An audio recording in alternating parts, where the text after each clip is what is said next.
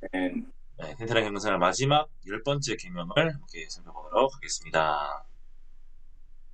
네, 마지막 10번째 계명, 그것은 내 이웃의 집을 탐내지 말라라고 되어 있는데요. 요거를 요약하자면 이제 탐내지 말라 그냥 이렇게 요약을 하는 게 좀 더 우리가 이해하기 쉬울 것 같습니다. 탐내지 말라.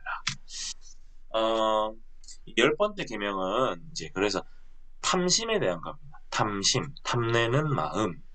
어, 사람은 우리의 외모를 봅니다. 겉의 조건을 보고 이제 외적인 어떤 것을 많이 보지만 하나님은 마음의 중심을 보시는 것입니다. 보시는 분입니다. 그렇기 때문에 십계명은 그런 사람의 마음에 대한 그런 계명적인 것을 따를 것을 요구합니다.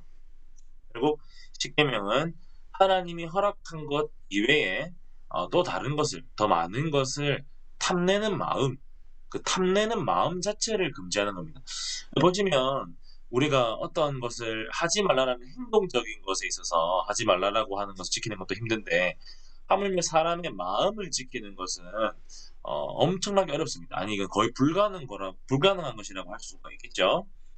그렇기 때문에 이 10번째 계명은 십계명의 수문장이라고 할 수 있어요. 그러니까 무슨 말이냐면 십계명의 어떤 1계명부터 9계명까지를 어떤 사람은 지킨다라고 자기 스스로 이야기할 수도 있지만 결국엔 이 10번째 계명을 통해서 인간은 결국에는 하나님의 계명을 절대 지킬 수가 없는 존재구나라는 것을 알게 하는 그런 계명이 바로 이 10번째 우리 마음에 대한 우리 탐심에 대한 계명이라고 할 수 있습니다. 사실 1계명부터 9계명까지는 특히 요리조리 잘 피해가면서 나는 이 정도면은 이 뭐 1계명을 잘 지키고 있어. 뭐 8계명 잘 지키고 있어. 이렇게 말하는 그런 건덕지가 그런 근거가 될 만한 행동들을 우리가 보여줄 수 있습니다. 적당히 의인인 척할 수는 있습니다. 하지만 10번째 계명은 결국에는 인간이 하나님의 계명을 지킬 수 없는 인간, 죄인임을 말해주고 있는 그런 계명이라고 할 수 있어요. 그러니까 1계명부터 9계명까지 뭐 하지 말라, 뭐 하라라는 뭐이 정도면 지키는 거지라고 우리 스스로 이제 만족하고 스스로 이제 그냥 뭐라고 해야 될까요? 합리화하고 넘어갈 수가 있는데 이 10번째 계명을 통해서 우리는 1계명부터 10계명까지 그 어떠한 계명도 제대로 지킬 수 없는 존재다라는 것을 드러내준다는 거예요. 10번째 계명. 이는 바울도 인정하는 바였습니다. 바울은 로마서 7장 7절에서 8절까지의 말씀에서 이렇게 얘기합니다. 그런즉 우리가 무슨 말을 하리요? 율법이 죄냐? 그럴 수 없느니라. 율법으로 말미암지 않고는 내가 죄를 알지 못하였으니 곧 율법이 탐내지 말라 하지 아니하였더라면 내가 탐심을 알지 못하였으리라. 그러나 죄가 기회를 타서 계명으로 말미암아 내 속에서 온갖 탐심을 이루었나니 이는 율법이 없으면 죄가 죽은 것임이라. 이게 무슨 말입니까? 율법이 이제 율법 자체가 죄가 아니라 율법은 죄를 드러나게 해주는 내 안에 있는 이 죄를 드러나게 해주는 것인데 그 드러나게 하는 것은 우리의 마음의 죄까지도 다 속속들이 드러내 보여주는 그것이 바로 율법이라는 것을 바울은 고백하고 있습니다. 즉 우리 마음의 죄 1계명부터 10계명까지 해당되는 모든 계명이 우리의 마음에 범하는 죄 그것을 드러내는 그런 계명이라는 소리입니다. 그렇기 때문에 우리는 우리 마음을 잡을 수 있는 우리 마음을 통제할 수 있는 능력이 없기 때문에 우리는 이 10가지 계명을 어느 것 하나 온전히 지킬 수 없는 죄인이라는 것을 이 10번째 계명 탐내지 말라라고 하는 계명이 드러내주고 있다는 것입니다. 이를 통해서 우리가 알 수 있는 것은 무엇입니까? 사람은 겉은 그럴듯하게 꾸밀 수 있지만 자신의 마음만큼은 꾸밀 수가 없는 존재라는 것. 우리는 이 10번째 계명을 통해서 그런 우리이기 때문에 우리가 죄인일 수밖에 없다. 우리는 어느 것 하나 제대로 지킬 수 없다라는 것을 알게 되는 것입니다. 자, 그렇다면 이 10번째 계명의 핵심, 키포인트는 무엇이라고 할 수 있을까요? 앞서 말했듯이 탐심이라고 할 수 있습니다. 탐심, 이는 욕구와는 다른 거예요. 내가 하고 싶다, 하기를 원한다라고 이제 얘기할 수 있는 그 욕구와는 완전히 다른 것이라고 할 수 있습니다.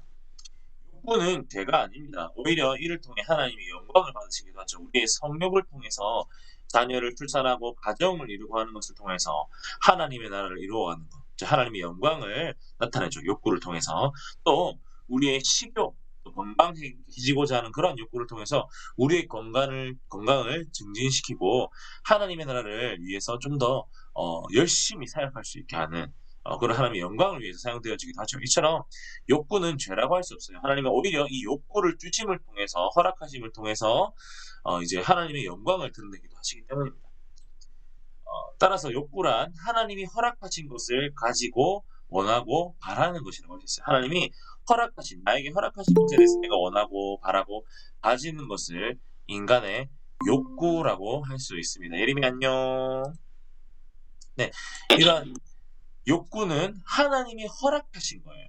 하나님이 허락하신 것을 가지길 원하고 바라고 이렇게 뭐라 해야 될까요? 원하고 바라고 기대하는 거. 이게 욕구라고 할 수 있어요. 하나님이 허락하신 거. 그런데 우리의 탐심은 하나님이 허락하지 않은 것을 원하고 바라고 기대하는 것이라고 할 수 있습니다. 하나님이 허락하지 않았는데도 하나님이 허락한 것 이상을 내가 원하고 바라고 기대한다면 그것이 곧 탐심이라고 할 수 있는 거죠. 자, 이런 관점에서 결국엔 탐심이라는 것은 하나님이 정해두신 것에 대적하고 하나님의 뜻을 거스르고 하나님을 이겨서 자신이 원하는 대로 하고자 하는 것. 바로 그러한 죄악이 탐심이라고 할 수 있는 거예요. 하나님 허락하지 않은 것에 있어서 내가 탐을 내는 것. 그게 바로 탐심의 죄라고 할 수 있습니다. 자, 우리가 그렇다면 이러한 10번째 계명이 금지하고 있는 탐심의 죄를 범하는 구체적인 예는 어떠한 것이 있을까요? 첫 번째는 우리의 물질적인 욕구, 우리의 눈에 잘 보이는 욕구, 물질적인 욕구, 재물에 대한 욕구라고 할 수 있습니다. 성경은 돈을 사랑하는 것은 일만하게 뿌리가 된다라고 이야기합니다. 이것이 무슨 말입니까? 돈을 통하여서 우리가 엄청나게 많은 죄를 범한다는 것입니다. 그만큼 돈이라는 것이 죄와 밀접한 연관이 있다고 할 수 있죠. 물론 돈 자체가 죄라는 것은 아니에요. 그런데 그 돈, 물질, 재물을 하나님이 주신 것, 허락하신 것 이외에 원하고 바라고 기대하는 그 모든 것이 일만하게 거의 대부분의 악의 뿌리가 된다는 거예요. 그만큼 이 돈은 하나님이 허락하신 것 이상의 물질을 바라는 것은 어마어마한 죄라는 사실을 우리는 알아야 할 것입니다. 물론 이제 돈을 필요하는 상황에서 우리의 생계를 유지하고 또 우리 가정의 행복을 위해서 우리가 돈을 가지는 것은 그것까지 죄라고 할 수는 없죠. 하나님이 허락하신 것 이 안에서 우리가 누리고 하는 것은 죄라고는 할 수 없습니다. 하지만 우리는 하나님이 허락한 것 이상의 필요 이상의 부와 어떤 우리의 소비와 어떤 즐거움을 위해서 돈을 막 이렇게 쓰는 것은 탐심이라는 것을 인식할 필요가 있어요. 예를 들어서 우리가 이제 요즘 하는 거 있잖아요. 이제 흔히 쓰는 플렉스 한다라고 했을 때 우리가 어떤 내 필요에 의해서 노트북을 살 때 또는 내 옷을 살 때 신발을 살 때 또 뭐가 있을까요? 또 자동차를 살 때 또 집을 또 계약을 할 때 여러 가지 결혼 직장 등등등이 있잖아요. 우리는 그 모든 것을 할 때 물론 우리의 어떤 가정의 경제 상황에 맞게 최고의 어떤 성능을 자랑하는 최고의 어떤 그런 조건에 달하는 것을 우리가 취할 수 있고 가질 수 있습니다. 우리의 능력 범위 안에서는요. 하지만 우리는 그러한 것을 사거나 구매를 하거나 계약을 할 때 한 번 더 고민할 필요가 있는 거죠. 정말 이것이 낭비가 아닌 것인가, 소비가 아닌 것인가, 또는 내 어떤 재력 이상의 것을 내가 무리하게 구매하는 것은 아닌가, 이런 고민을 해봐야 된다는 거죠. 왜냐면 하나님께 물어봐야 되는 거예요. 하나님이 허락하신 것 이상의 것을 탐내는 것이 탐심의 죄이기 때문입니다. 그리고 우리 10계명을 또 8계명의 내용과 관련해서 이 재물에 대한 것을 좀 살펴볼 필요가 있는데요. 8계명은 이제 하나님이 이제 도둑질하지 말라라고 주신 계명은 내용을 기억하면은 하나님이 우리에게 가지도록 허락한 것, 그리고 그 허락한 것 안에는 하나님께 돌려드려야 될 부분과 또 내 이웃을 위해서 불우한 이웃을 돕기 위해서 하나님 주신 부분이 있다는 것을 인정하는 계명이죠. 그렇기 때문에 만약에 내가 내 삶에 어떤 바라고 원하고 기대하는 것을 위해서 하나님께 드려야 될 부분을 소홀히 하는 거라든가 또 우리 이웃을 돕는 부분에 있어서 소홀히 한다면 그것은 곧 탐심의 죄를 범하는 것이 될 수 있다는 것을 우리는 기억하고 있어야 되는 거죠. 하나님의 것을 탐내고 이웃의 것을 탐내는 것이나 마찬가지라는 겁니다. 이와 관련해서 우리의 헌금생활, 우리 11조, 또 우리의 이웃을 향하여서 도움의 손길을 이제 뻗치는 것, 구제와 관련된 것, 이것에 있어서 먼저 우리의 일정 이제 그 벌어들이는 우리 소유에 있어서 먼저 이 하나님께 드리는 부분과 이웃에게 이제 돕는 부분을 빼고 그 나머지를 이제 그 먼저 이제 하나님께 또 이웃에게 또 내어주고 나머지 부분에 있어서 이제 우리가 우리의 삶의 생계를 유지하고 또 우리 가정의 행복을 위해서 사용할 수 있는 것이지 먼저 내 행복과 가정을 위해서 내 재물을 사용하고 다 하고 난 남은 것으로 하나님께 드리고 이웃을 섬기고 하는 것은 결국에는 원래 하나님께 드려야 되고 이웃에게 나눠줘야 될 것을 탐내는 것, 탐심의 죄를 범하는 것이라 할 수가 있는 것입니다. 다음으로 우리가 보면은 탐심과 관련된 제약, 구체적인 제약은 사람에 대한 욕구라고 할 수 있습니다. 사람에 대한 탐심이라고 할 수 있습니다. 사람에 대한 탐심이란 결국에는 시기와 질투로 이어지는 죄입니다. 이는 남보다 내가 더 나은 사람이 되고 싶어하는 욕구라고 할 수 있습니다. 다른 사람이 가진 것이 부럽고 그 사람의 것을 뺏고 싶고 또는 다른 사람이 가진 명예와 어떤 위치와 권위와 또 다른 사람이 이제 친한 어떤 사람을 내가 또 뺏고 싶은 거 또는 다른 사람의 아내를 또 남편을 내가 뺏고 싶은 거 남자친구 여자친구를 뺏고 싶은 거 또 다른 사람의 어떤 재능을 내가 가지고 싶어서 막 질투하고 다른 사람에게 해를 끼치는 그 모든 것이 다 이 사람에 대한 욕구, 남보다 내가 더 나은 사람이 되고 싶은 욕구라고 할 수가 있습니다. 근데 우리는 이러한 제안에서 기억해야 되는 것은 하나님 앞에서 우리 모두가 다 죄인일 뿐이라는 겁니다. 더 나은 사람이 없어요. 모두가 다 똑같이 죄인이라는 거예요. 그런데 그럼에도 불구하고 내가 다른 이와 비교해서 내가 더 나은 사람이 되고 싶어하는 사람에 대한 욕구를 가지고 있다는 것은 결국 무엇을 의미합니까? 내가 죄인이 아니다라는 것을 하나님 앞에서 내가 죄인이라는 것을 부인하는 거예요. 근데 우리 분명하게 이야기하고 있죠. 우리가 죄가 없다라고 얘기하는 것은 구원받지 않았다는 것이다. 나는 구원받지 않았다라는 것을 말하는 것이나 다름이 없다고 요한일서에서 이야기하고 있어요.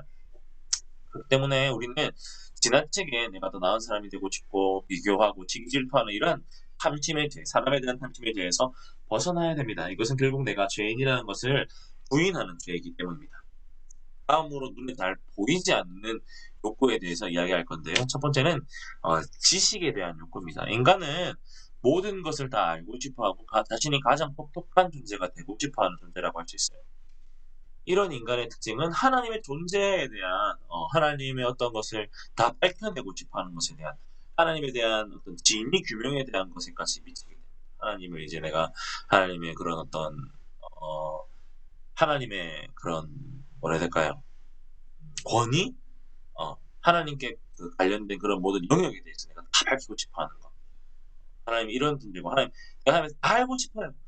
내가 머리로 이해하고 싶어요. 이게 이제 하나님에 대한 지식적인 욕구라고 할 수 있는 거죠. 그 밖에도 뭐 자연의 섭리, 하나님의 그 신적인 권위에 관련된 그런 것에 관심을 가지는 거, 다 밝히고 규명하고 진상을 규명하고 싶은 것이 이러한 인간의 지식 욕구라고 할 수 있습니다. 하지만 이는 인간의 지성에 허락되지 않은 지점입니다. 이를 규명하는 것은 탐심이라고 할 수밖에 없어요. 간단하게 이런 거예요. 무한히 떨어지는 물을 어떤 인간이라는 한 컵에 담을 수가 없다는 거죠. 유한은 무한을 받을 수가 없다. 요 말을 우리는 기억해야 된다는 거죠. 다음으로 우리의 눈에 보이지 않는 욕구는 명예욕이라고 할 수 있어요. 사람은 죽어서 이르면 호랑이는 죽어서 가죽을 남기고 사람은 죽어서 이를 남긴다라는 속담이 있죠. 이런 속담이 말하는 것은 결국에는 사람이 영광을 추구하는 존재라는 것을 나타내는 그런 말이라고 할 수 있습니다. 왜 사람은 영광을 추구하는 존재일까요? 원래 하나님이 이제 인간을 하나님의 영광을 추구하는 존재로 만들었기 때문입니다. 그런데 이제 하나님의 영광을 추구하는 존재로 인간이 만들어졌음에도 불구하고 하나님의 그런 존재로 만든 인간이 죄를 통해서 타락을 하였죠. 그 다음에 그 기능이 망가진 거예요. 목적을 잃어버린 거죠. 그냥 영광을 추구하고자 하는 그 욕구만 남아있고 그 영광을 추구해야 되는 대상이 누구인지를 잃어버린 거예요. 자동차 고장나서 그 기능을 상실하 했듯이 인간도 하나님의 영광을 추구하는 기능을 상실해버린 거죠. 그 이후 이제 사람은 하나님이 아닌 자신의 영광을 추구하는 망가진 존재가 되어버린 것입니다.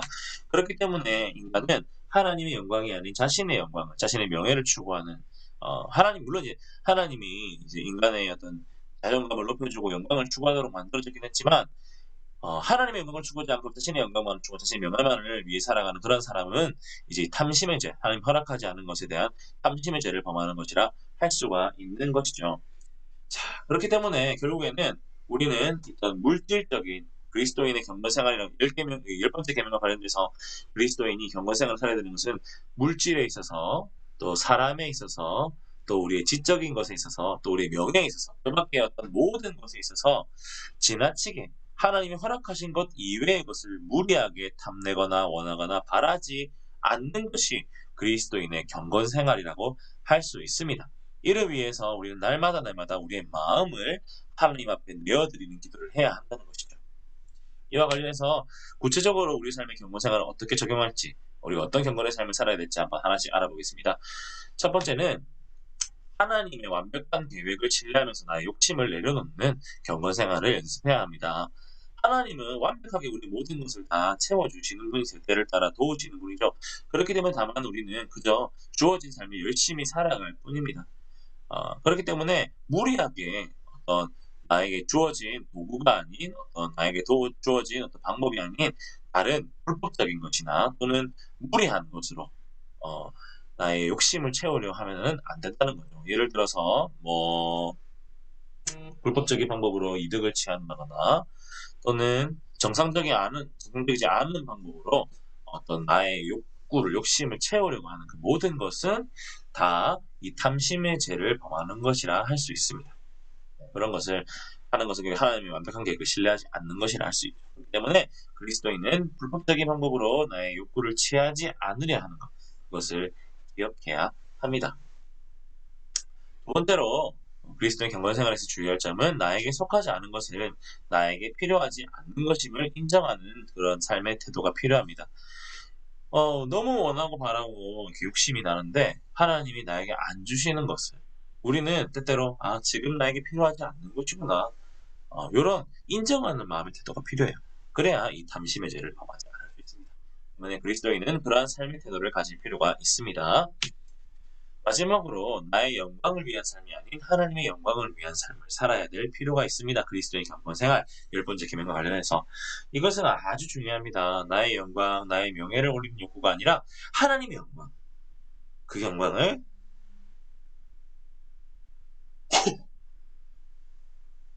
죄송합니다. 나의 영광을 들은 삶, 죄송합니다. 잠시만요. 나오려고 해서.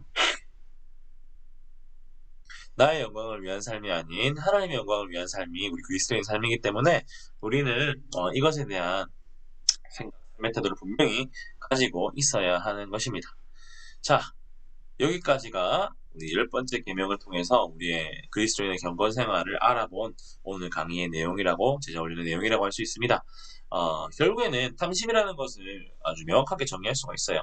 하나님이 허락하지 않은 것, 하나님이 허락한 것 이상을 내가 원하고 바라고 기도하는 것. 이것을 기억한다면 우리 탐심의 어떤 그런 정확한 정의를 내릴 수가 있을 것 같아요. 나의 삶 속에서. 그리고 10번째 계명을 통해서 우리가 알 수 있는 것은 무엇입니까? 우리가 이 1계명부터 9계명의 어느 것 하나도 제대로 지킬 수가 없다는 겁니다. 탐심의 10번째 계명으로 앞에 계명을 싹 돌아보세요. 마음에 관한 계명이잖아요. 우리가 마음을 지킬 수가 없잖아요. 1계명부터 9계명도 전부 다 생각과 마음으로 범하는 죄를 지킬 수가 없다는 것을 10번째 계명이 가르쳐주고 있는 거예요. 그러니까 10번째 계명이 모든 계명의 충분당이라고 할 수 있어요. 이 10번째 계명을 지키지 않고 내가 1계명부터 9계명을 지킨다라고 말할 수가 없는 거죠. 결국에는 우리는 10계명을 배우고 경건 생활을 이제 알아가면서 배우는 게 뭡니까? 우리는 이 10계명을 전부 다 지킬 수 없다. 이 10계명 관련된 경건 생활을 우리의 힘으로 살 수가 없다. 누구를 의지한다는 겁니까? 하나님을 의지함으로 우리는 이 경건의 삶을 살 수밖에 없다. 이것을 10계명이 알려주고 있는 거예요. 그러니까 우리는 이 10가지 계명 배운 거를 통해서 경건 생활을 살아가기 위해서 하나님을 더욱더 의지하고 기도하고 하나님 말씀으로 우리 삶을 날마다 계약해야 되는 그런 필요가 있다는 것을 기억해야 됩니다. 네. 여기까지가 강의의 내용이었고요. 혹시 궁금하거나 질문 있으신 분은 지금 질문을 해주시길 바랍니다. 네, 꼭 10번째, 10개명과 관련된 거 아니라도 앞에 있는 기능도 가능하니까 자유롭게 한번 질문해 보실까요?